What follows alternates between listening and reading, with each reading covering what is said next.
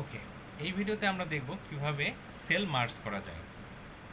তো আমার কাছে একটি ডাটাবেস দেওয়া আছে। আমি এই ডাটাবেস থেকে দেখতে পাচ্ছি ঢাকা একটি রিজিয়নের নাম দুইবার দেওয়া আছে। তো আমি যদি এই দুইটি নামকে একটি সেলের মধ্যে রাখতে চাই, তাহলে আমি এই দুইটি সেলকে মার্জ করে দেব। তো ফার্স্টেই আমি দুটি সেল সিলেক্ট করে নিলাম। সিলেক্ট করে নেওয়ার পর হোমে যাব। হোমে যাওয়ার পর অ্যালাইনমেন্ট থেকে এই যে মার্জ অ্যান্ড সেন্টারে ক্লিক করব। ক্লিক করার পর ওকে চাপ দেব। তাহলে আপনারা দেখতে পাচ্ছেন এখানে দুইটি সেল মিলে একটি সেল হয়েছে, চলে আসছে। সেমভাবে আমি পুরো ডাটা টেবিলটার যদি একটি নাম দিতে চাই, ধরলাম আমি পুরো ডাটা টেবিলটার একটি হেডিং দেব।